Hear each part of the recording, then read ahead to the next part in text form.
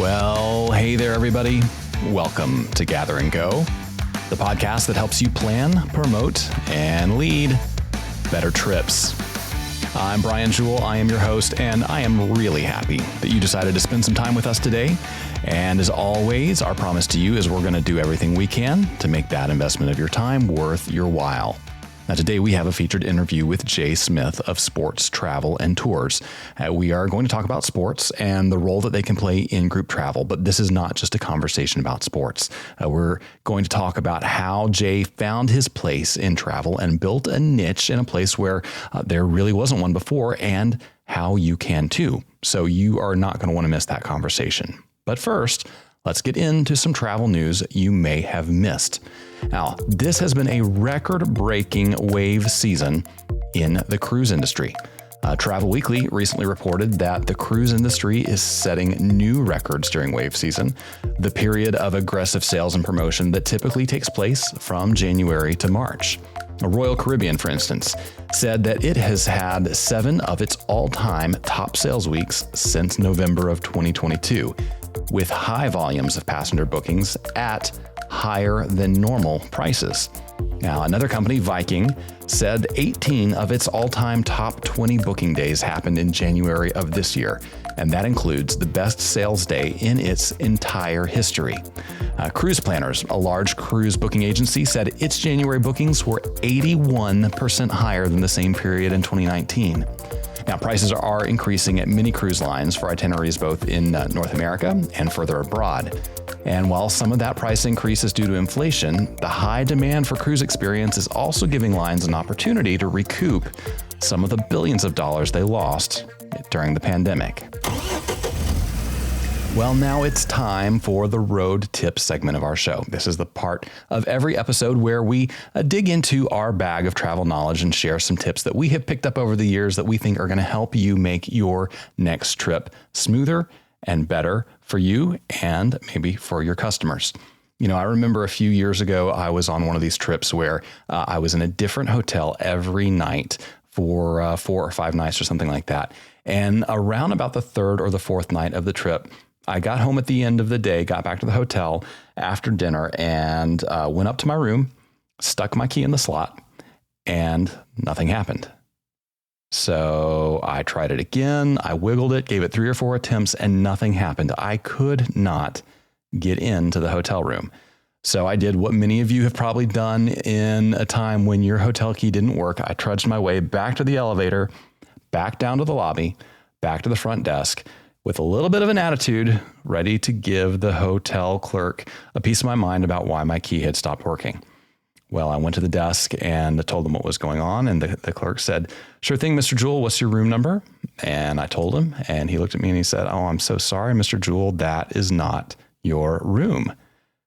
And that's when it dawned on me. The room I had gone to was the number of my room from the previous hotel, the previous night. It was not the room I was staying in at that hotel. So obviously I had a little bit of egg on my face and felt bad for the attitude that I had been cooking up on my way down to see the clerk. But it also taught me an important lesson, which is that I need to have a way of remembering what room I'm in, especially on one of these trips when I'm moving hotels a lot. Forgetting your room number is not usually a crisis, but it can be a big pain, especially if it happens at an inconvenient moment, maybe late at night when you're tired, maybe when you're in a hurry on your way to get somewhere. That's not something what you want to have happen. So you have a couple of options. One thing you can do is carry around that little key packet that you get at the front desk when you check in. But I don't like that because I think it's actually a bit of a security risk. You see, usually that little packet, it has at least your last name on it. It has your room number, and it usually has the name of the hotel. And what that means is that if that key packet for some reason gets lost or stolen, anyone who comes across it, well, they know where you're staying, they know what your room number is, and they know what your last name is. And that makes you vulnerable to a number of security and safety things that you would rather not have happen. So instead of carrying that packet around, I prefer to make a note of my room number somewhere on my phone because I may forget my room number, but hopefully I will not forget my phone when I'm traveling. Now, there's a bunch of different ways you can do this. I usually just open a note on my notes app and type the number as the title of the note. Don't put the name of the hotel in case somebody finds my phone, so they would, know what hotel I'm at and what room. I just write the number of the room. And that's been a helpful reminder in a couple other situations where I started to second guess what room I was actually in. Now, if you don't like your notes app, you could do something like email your room number to yourself. I have found this really helpful because I'm always confident that I know which room I'm supposed to be in, especially, as I said, if it's one of those trips that we all find ourselves in sometimes where you're moving from hotel to hotel to hotel. You don't want to be in that situation I was in where you're trying to get into the wrong room. So that's your tip for today. Use your phone to keep track of your room number. Save yourself some hassle at night. Now, before we move on, I want to share a little bit of news from us. Now, you may or may not know that in our magazine, The Group Travel Leader, every March, we publish a really cool project called the U.S. Civil Rights Trail Travel Guide. Now, this is a project we do in cooperation with the U.S. Civil Rights Trail, which is a collection of more than 130 sites around the country that have prominent and interesting and really significant civil rights history. Now, if you get the Group Travel Leader, you probably are going to receive that issue of the magazine in your mailbox really soon. If you don't subscribe in print, though, I don't want you to miss this cool resource and all the amazing stories we have to tell in this magazine. So here's what you can do. You can open your computer or your phone and go to grouptravelleader.com/civil rights. And that will take you to a page where you can read every article that is part of that section. You can even flip through, see what it looks like in print. And you are going to find this resource is going to be an amazing way for you to follow along on the Civil Rights Trail and learn the stories that really, really did make a monumental impact on the United States. And you can find ways that you can share that with your travelers too. grouptravelleader.com/civil rights. I will put that in the show notes for you to make it easy for you to find no matter when you need it. All right. Well, it's just about time for us to move in to our featured conversation with Jay Smith. Before we get there, though, I want to tell you a couple of things. Number one, even if you are not a sports fan, this is a conversation you're going to want to hear. Now, full disclosure, I'm not all that into sports. It just doesn't interest me a whole lot. But I recognize the value of sports travel, and I recognize how cool it is that there are companies out there that are serving people in really specific interest groups and really specific niches. So even if sports aren't your thing, I think you are going to learn a lot from this conversation. I think it's going to give you some ideas about how you can find your people and your cool ways that you can give them the thrill of a lifetime in whatever area of interest they care about and you care about. So don't skip this interview just because it's about sports, because here's the thing, it's not just about sports, and I don't want you to miss it.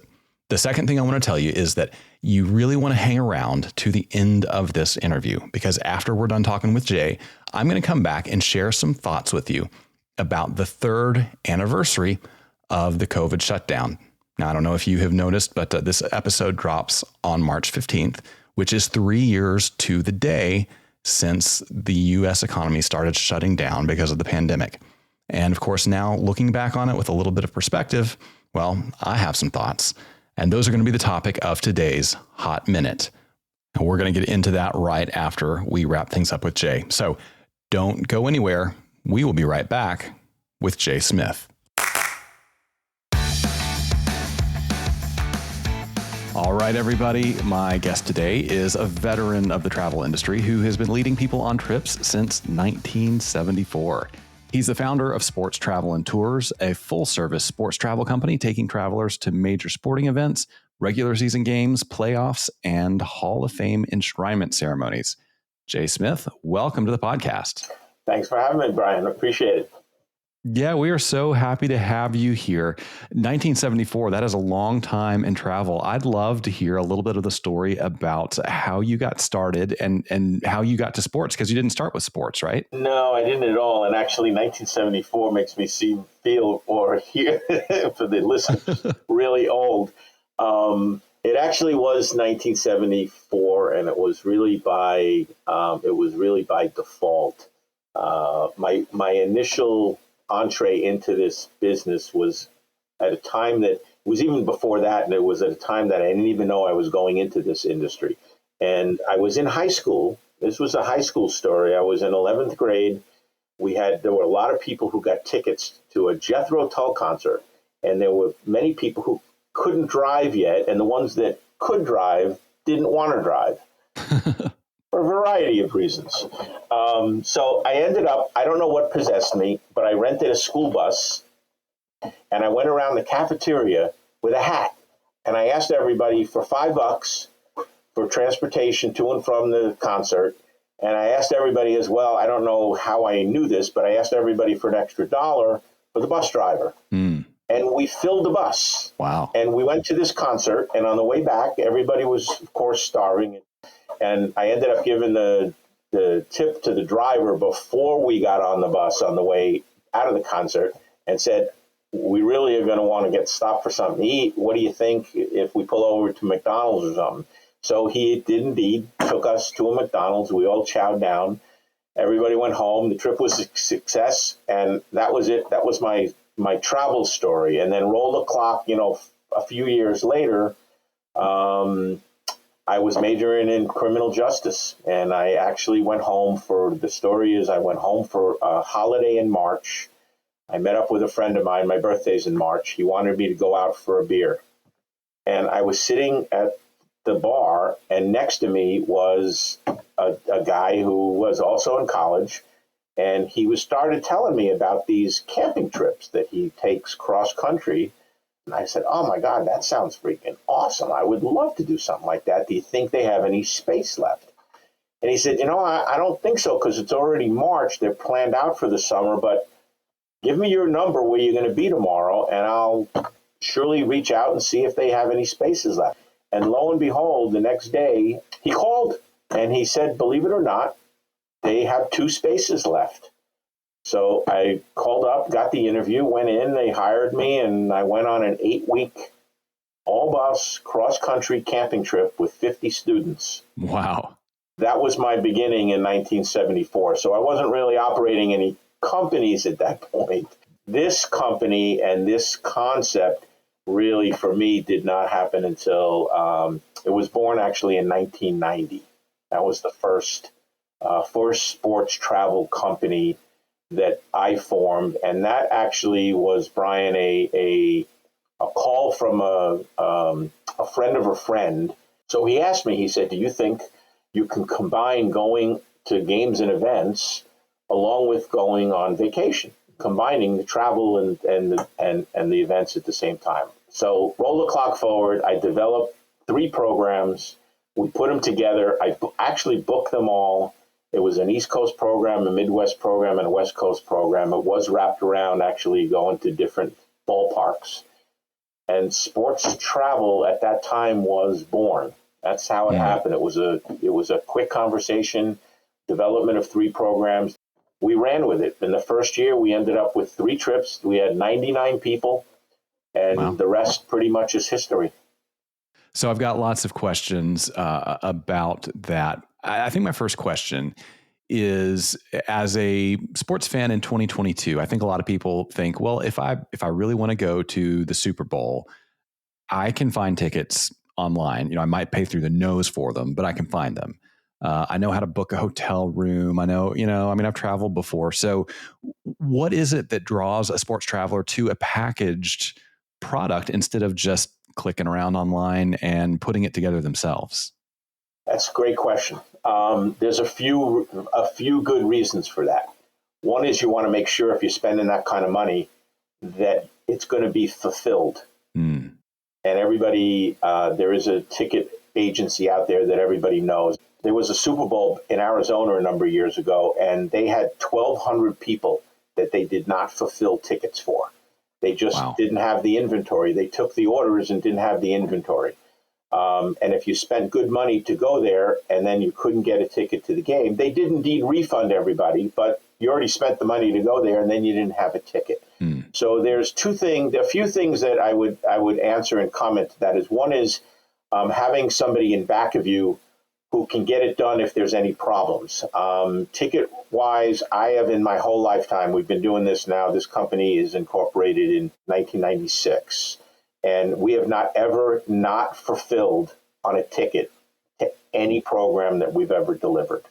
The second piece to it is hotel-wise. If you are booking, if you're doing it on your own, like you're suggesting, and you do it on one of the, hotel.coms or whatever it is, if you get to that hotel at 10 o'clock at night and they're overbooked, you're going to get bumped and go out and put in a hotel an hour away. And, let's say you booked a Marriott, you're going to get bumped and you're going to go to a Days Inn somewhere out in godforsaken, who knows where. Yeah. You're going to get a cab or Uber and they're going to get you out there to house you for the night, but you're going to get bumped. If you're traveling with us or another tour company, they know we're bringing people back. You're only going to be one up. You're going to travel once. You're not coming back to that hotel. So if they're going to bump anybody, they're going to bump you before they're going to bump one of my customers because we're a repeat business for that particular hotel or that particular hotel chain. So you could indeed book things on your own, to answer your question. And my normal line to that when people throw that out to me is you can book it all on your own, or you can use us and generally pay the same price as if you were doing it on your own, but we do all the work for you. And we do a lot of custom packages for even the big major events. Like you said, the Super Bowl is an example. You don't really need one of my tour hosts at the Super Bowl going, hey, Brian, we're going to have a great time together when you show up. You just want to make sure everything is taken care of. So, for us, the packaging part, it's one stop, one shop. It's going to be taken care of. There's somebody in back of you if there's an issue or a problem. And the big issue right now, too, is also tickets, because a lot of these tickets are now electronic. So if you buy off of a ticket broker or a ticket exchange, you run the risk of having that same ticket. It could possibly be transferred and sold 3 times, 5 times. You ever get a Ticketmaster ticket that has a barcode on it? Yeah. Whoever gets into that entrance first wins. That barcode on that ticket, on that either hard ticket or you keep it on your phone, you go in, it could have been already, somebody could have come 5 times already. And if you're last online, you're not getting in. And that does indeed happen. Yeah. So you mentioned the Super Bowl. Tell me, what are some of your other sort of top sellers in the sports space? Well, it kind of runs into a cycle. Every few years, there's another event or something comes up. Obviously, everybody's seen the World Cup just recently, so that tends to sometimes be big in a given year. But the Kentucky Derby is on most people's bucket lists. The Final Four is a good one for college basketball fans. They tend to want to go, to something of that nature. We actually found, Brian, a niche within the niche. So what I did years ago, when I realized this niche of the business of sports and travel, there's numerous colleagues of mine who are in this business. We all know one another. We buy and sell product from one another. We're aware of who everybody is. I ended up going out and saying, you know what, instead of competing head-to-head with 10 other companies, I'm going to find programs and product that everybody else doesn't offer. And that way, I'm running my own programs. I may only send 50 people to a Kentucky Derby instead of 450 people, but I'm sending thousands of people to my own other product line that doesn't have the same competitive level. So we also do a very heavy percentage of Hall of Fame enshrinement and induction programs. People want to see their favorite player get inducted into the Football Hall of Fame, the Baseball Hall of Fame, Basketball Hall of Fame. We are the official licensed travel company of the Baseball Hall of Fame. And so that's a big program for us. In a given year, we may end up running 800, 1,000, 1,200, 1,500 people. So we'll have 20, 25 buses at some of these other smaller events. And then we also have a real, our biggest following is for what we call our baseball road trips. And those are 3 to 10 day packages that get to every ballpark in the country. There's a lot of people who are baseball fans, and their goal in life is to get to every ballpark in the country, and we fulfill on that. We actually, in conjunction with the Hall of Fame, we created a cool program. It's almost like a little frequent flyer program. It's called the Stadium Hall of Fame. And we issue a passport, actual passport, before people travel with us the first time. And every time somebody goes to a different ballpark with us, we authenticate that visit in their passport with a sticker. And once they complete the circuit, we actually invite them to Cooperstown on induction weekend. And the ceremony for induction weekend is on Sunday. On Saturday of induction weekend, we actually have a ceremony at the Hall of Fame. We just did one last year. We do it every 4 years. This past year, we had 22 people inducted.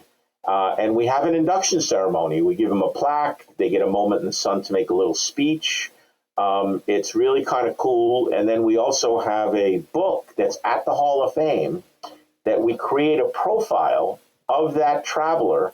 And that profile stays at the Hall of Fame in their archives. Wow. So on these 10-day trips or the trips in that range, tell us what an average day looks like. I assume you're going to tour a ballpark. You might see a game. Are you doing other travel experiences as well? We are. We combine kind of the sports flair along with, depending on the city that we're in, we will indeed add in the typical normal, tour and travel sights and sounds of that particular city. So let's say, as an example, we're taking a trip we have one trip called this year's called the Central Rivalries. It's a trip that does Minneapolis, Milwaukee, Chicago, St. Louis, and Kansas City. It's kind of a little arc. And so let's use St. Louis as an example. We'll have the trip come into town. We stayed right down near the ballpark downtown, but we will also, other than having a stadium tour, we also will include in the St. Louis Arch. So for anybody who hasn't been to St. Louis, logically what they would like to go see, since you can see it when you pull in, is we set that up in advance and people get to the Arch. So depending on the city that we're in, we do add in extra activities, extra regular attractions. If we're in LA or Anaheim, we might put in Catalina Island, the Space Needle up in Seattle or Toronto. The CN Tower, will add that type of a mix of an attraction in. So it really just depends on where we are. Yeah. And then we do add in other sports activities and sports flair to all of these programs, whether it be stadium tours or we have one program which we love. It's called an Umpside View. And what that is we actually have a retired umpire who was down on the field for 26 years, has a ton of stories, different games, has been on the field for Nolan Ryan's no-hitter. He tells stories, and it's wonderful to hear a sport from an ump's perspective, which nobody ever really thinks about. Yeah.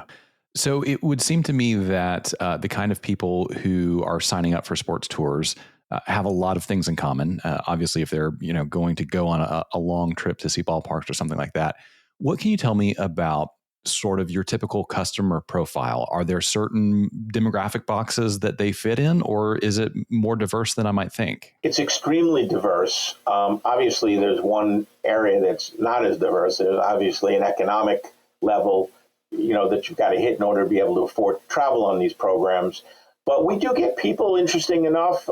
We've got a number of people who traveled with us, not necessarily, we have some people who've been with us for 10, 15, 20. I've got a number of people who've been upwards of 30 programs with us, which is unheard of. And even the big Globuses and top tours and things of that nature, they don't get people coming back for 25, 30 trips. Right. We do have some people, though, that we've got one guy, he saves every year. He's been on 3 trips with us. He saves up for 10 years. He saves so much a year. He loves going on these programs, and once he gets to the 9th or 10th year, he's got enough saved. He might not be able to afford it year in and year out. It's still, a costly venture. Programs generally run, $1,500, $2,000, $2,500, $3,000, and we've got some longer ones that, are $3,000 and $4,000 and up, depending on where you want to be. So our demos are really all over. I mean, we get people from literally, 8 to 80 and all in between. We've got families, we get singles, we get men, we get women. Some of our programs actually have more single women than men. It's kind of a safe place to be. The one thing that we do get, which is the common bond of the love of the sport or whatever program people are traveling on. So whether it be football, basketball, hockey, baseball, soccer, the people that are traveling all have a passion for that particular sport. And it's really kind of cool to see that once you're on the program. So imagine I am a group travel planner, say in my hometown of Lexington, Kentucky. We're big Kentucky Wildcats basketball fans here. Let's say that I had a group that would really love to go see the Cats play at some road tournament or, road series or something like that.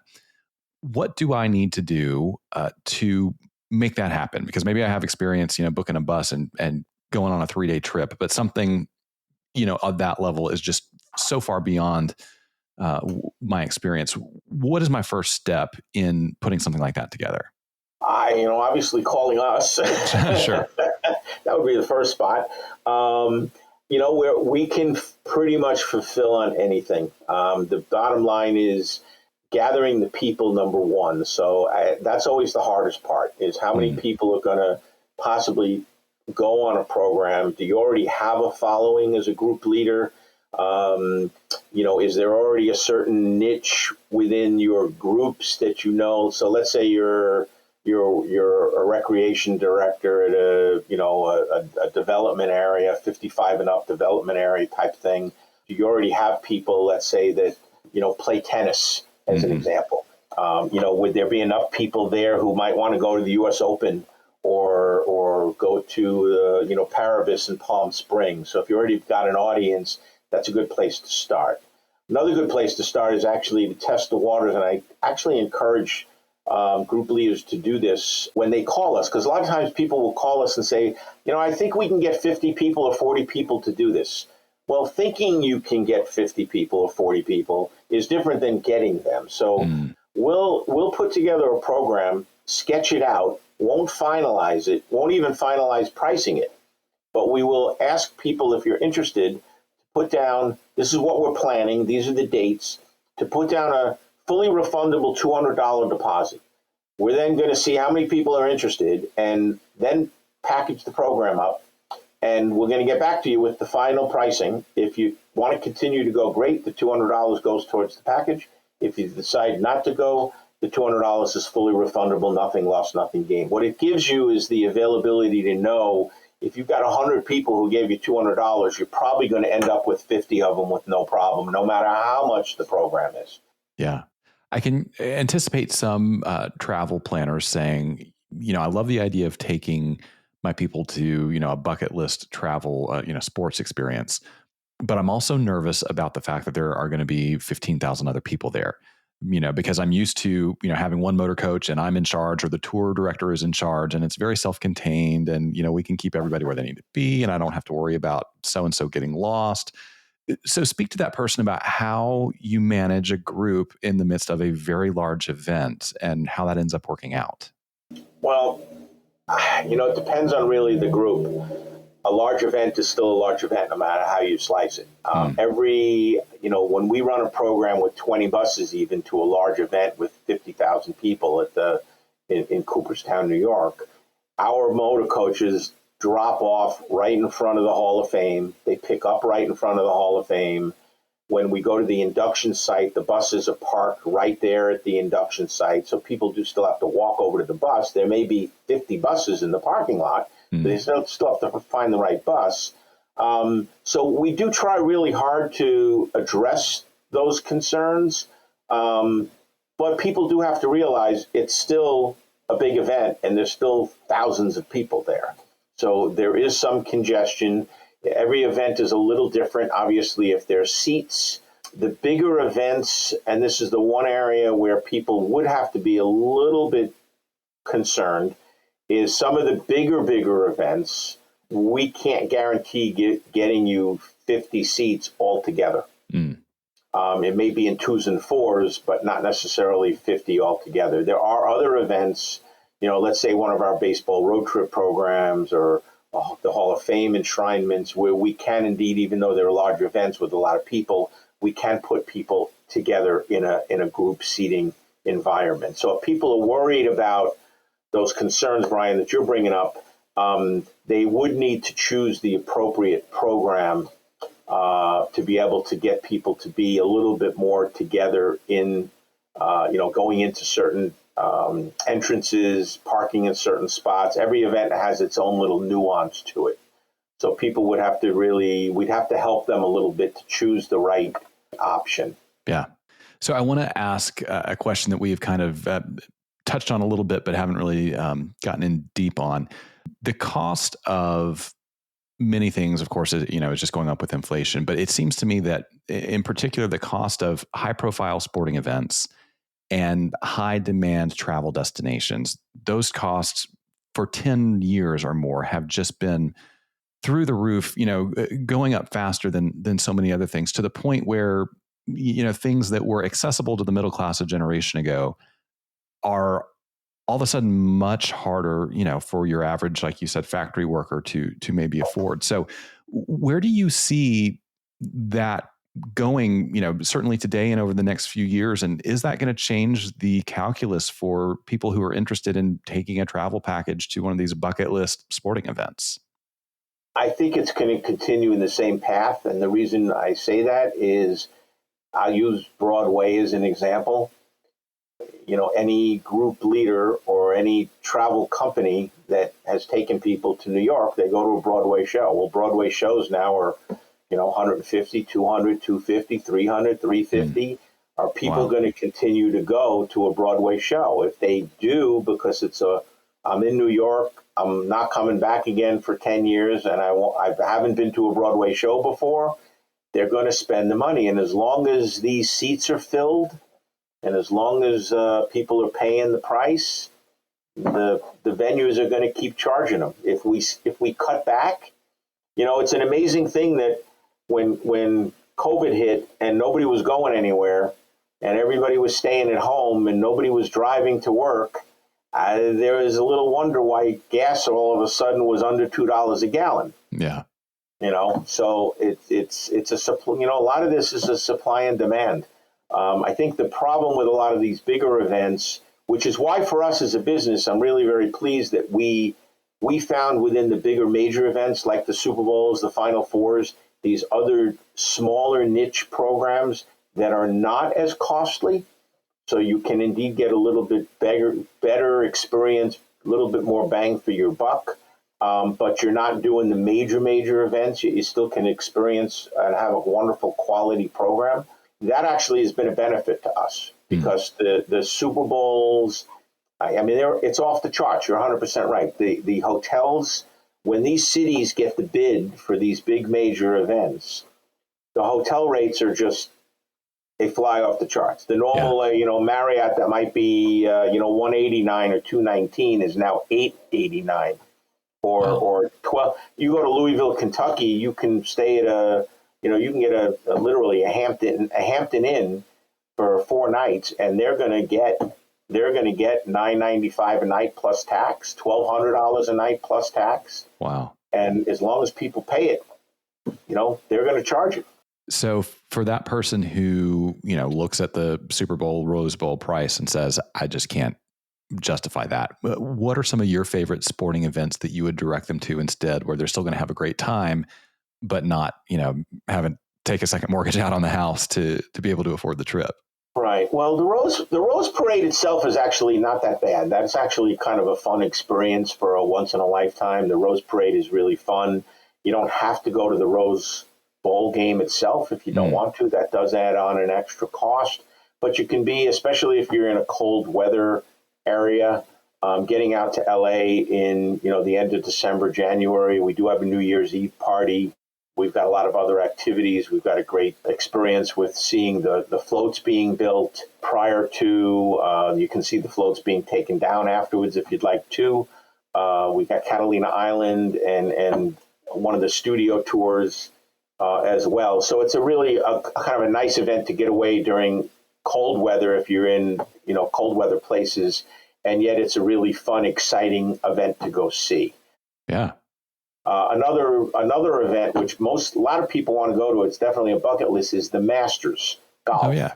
But the Masters Golf is definitely pricey. It's become one of the most pricey programs out there. The ticket badges are just ridiculous. But the practice rounds are almost as more fun because the players are more up front, up close and personal. There's not the crowds that are there.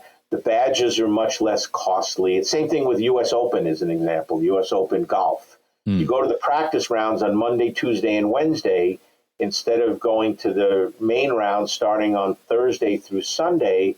It's that much more enjoyable. You surely can still say you went to U.S. Open or the Masters. Yeah. And it's the same thing with, U.S. Open tennis or Wimbledon or any of that. They all have practice rounds. And those are really a lot of fun. And some are not just practice rounds. Some of them are actually just the earlier rounds. And they're just as exciting. You want to go, let's say you're a college basketball fan, go to one of the, the first or second round games in one of the cities that you'd like to go to. And they're a heck of a lot of fun. They're as exciting as could be. You get more games in actually than just one game. Yeah. And it's a lot less costly than going to the Final Four.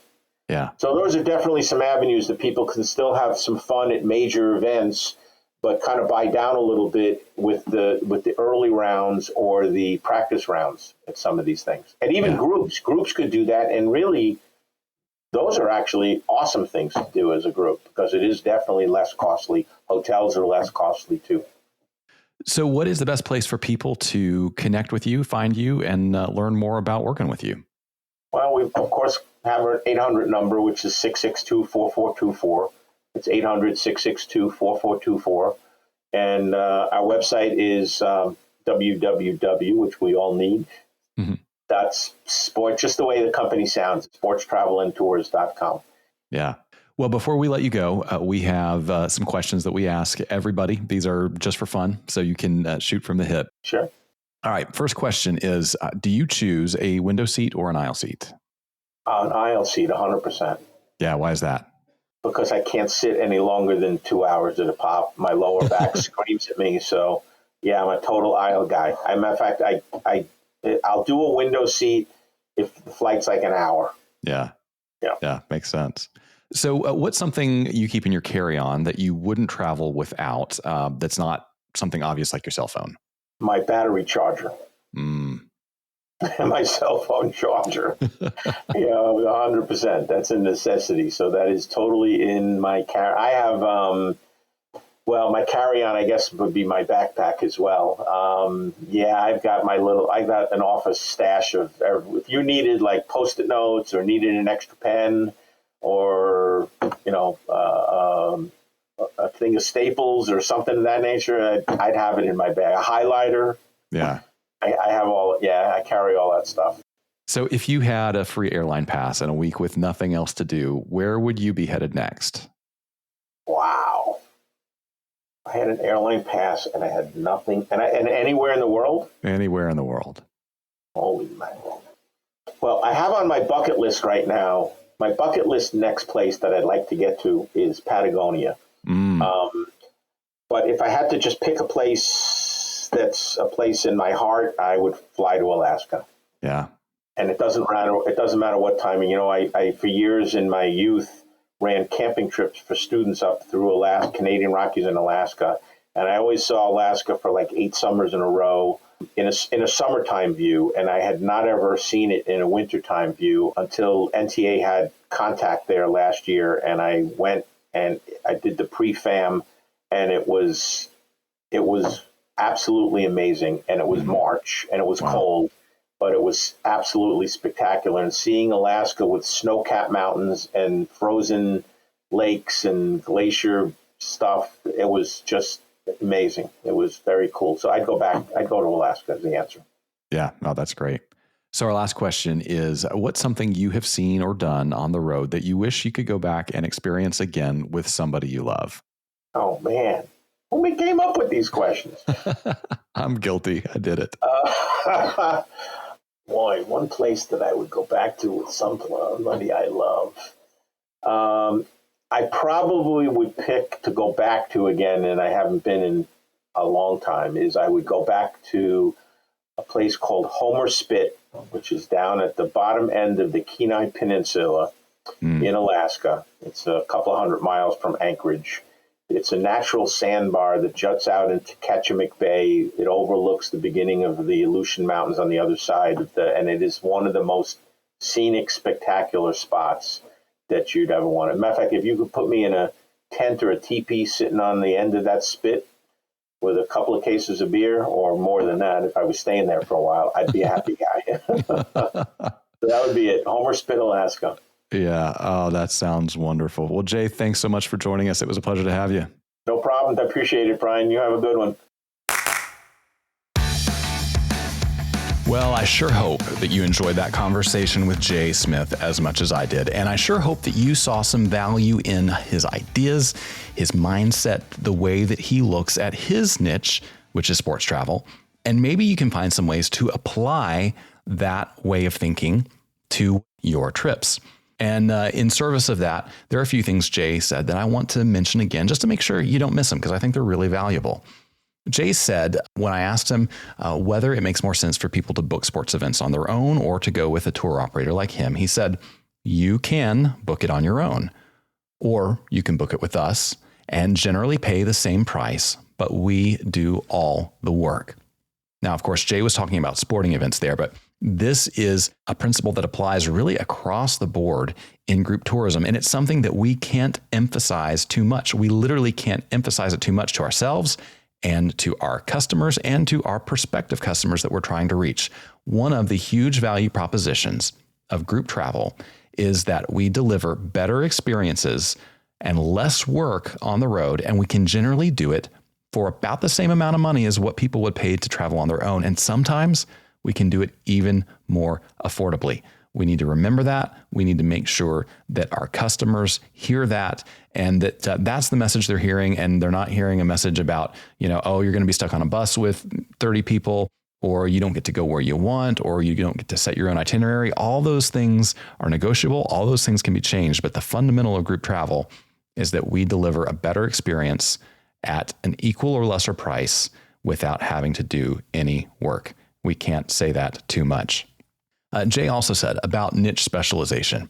He said, instead of going out and competing head to head with 10 other companies, I'm going to find programs and product that everyone else doesn't offer.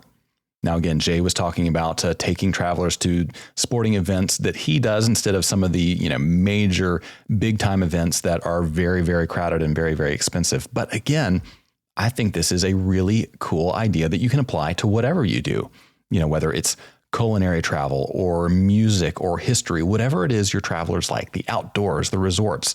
You can compete with 10 or a dozen or 100 other travel companies out there, or you can find something that nobody else is doing and offer a product that people can't get anywhere else except with you and your organization. Now, does it take more work? Absolutely, it takes more work. It takes some creativity. It takes the willingness to build some relationships long term, to try some things that nobody else has tried. And you might fail at some of those things. But if you can apply this consistently, long term, over time, you're going to develop a reputation as the go-to organization for the kind of trips that you love to offer. And that is a valuable thing to have. Now, finally, when I asked Jay about putting together trips that are maybe not tried and true yet, when he's trying new things, developing new concepts, he said, I'll ask people to put down a fully refundable $200 deposit and then package the program up and get back to them with final pricing. He said it gives you the ability to know whether there's really interest in a product. And you know what? I think that is ingenious, because if you just talk to people in generalities, if you just ask them questions about, hey, would you like to go to this destination, or does this event sound cool to you? Then a lot of people are going to say, yeah, absolutely it does, because it doesn't cost anything to say yeah. It doesn't cost anything to express interest. So if you're building your trips just based on verbal expressions of interest, well, some of those trips might go, and that's great, but you might also find yourself spinning your wheels for a long time, putting together something that people aren't interested in enough to actually shell out the money and book. So if you try Jay's philosophy, get them to put down a deposit, that's how you know that the interest level is really there, because people aren't going to part with their money, even only a couple $100, unless they're serious about the trip. So if you get the deposits, then you know it's worth your time to start building the trip. What a great idea there from Jay Smith. All right. Now, I told you at the top of the show that we were going to spend some time today talking about COVID-19. That's right. Today, release date of this episode, March 15th, 2023, is the 3-year anniversary of the, I don't even know exactly how to put it, the decision that took place in state houses and governors' mansions all around the country, the decision to shut down the economy, to quarantine people in their homes, the decision that would set the course for life in America for at least the next 2 years. Now, as you can imagine, 3 years in, we have some perspective that we didn't have back then. We have a lot of information that nobody had. And I think it's worth taking 60 seconds and having a retrospective about COVID-19 and what happened in the tourism industry because of the pandemic and the decisions that people made surrounding the pandemic. That's going to be the topic of today's Hot Minute. Yeah, that's right. The Hot Minute is the portion of the show where I take 60 seconds to give you my unfiltered views on an issue that impacts tourism every day. And today we're going to spend 60 seconds talking about COVID-19 and how it impacted us and how it is still impacting our industry. So let's put 60 seconds on the clock and get into it. COVID and pandemic policies hit the tourism and hospitality industries harder than any other industry. But by and large, we didn't get any more help than anyone else got because of those decisions. We did everything we were asked to do. We shut down, we canceled trips, we refunded money. And then when we did start up again, we did temperature checks, wore masks, we got vaccinated, and we asked our customers to do the same. Now, 3 years later, we have some pretty rigorous academic studies indicating that none of those measures actually did any good in slowing down the virus. Thankfully, business has rebounded. That's great. But it's not enough to make up for the losses that we've suffered over the last 3 years. The pandemic has passed and we survived. But here's my question. When do we, the tourism industry, get our apology for the ordeal that the world's leaders and their decisions put us through? An apology, after all, is the least that we're due. Unfortunately, though, I'm not holding my breath that it's ever going to come. That is the way I see it. Of course, as always, you are welcome to disagree with me, and we can still be friends. And hey, agree, disagree, whatever you're thinking or wondering or feeling, I would love to hear from you. You can reach out to us anytime at podcast@grouptravelleader.com with your questions, comments, ideas. I would love to hear from you. I read every email that comes into that address. And hey, you never know. Your thoughts or questions may just be the topic of the next Hot Minute. And hey, while you're in the mood to give us some feedback, would you do me a huge favor? Would you go to your favorite podcast app? And number one, if you're not following the show there, hit that follow button, hit the subscribe button so that you will get the next episode automatically when it drops. And while you're there, leave us a rating, give us a review. That is a huge help. And I am thankful to everyone who has done that. My thanks as well to Jay Smith for joining us today. On the next episode of Gather and Go, I'm going to bring you a really cool conversation with Diana Heckler of D Tours Travel.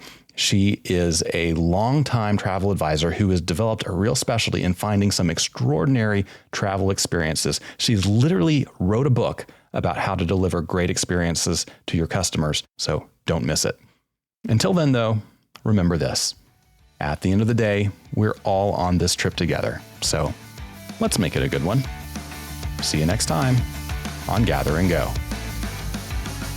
Gather and Go is hosted and executive produced by me, Brian Jewell. Our publisher is Mac Lacey. Danya Simmons is our creative director. Ashley Ricks is our circulation manager and graphic designer. Our sales team is Kyle Anderson and Bryce Wilson. To advertise on the podcast, call Kyle or Bryce at 888-253-0455. Gather and Go is a production of the Group Travel Leader. For more information about our magazines, podcasts, and events, visit us online at grouptravelleader.com.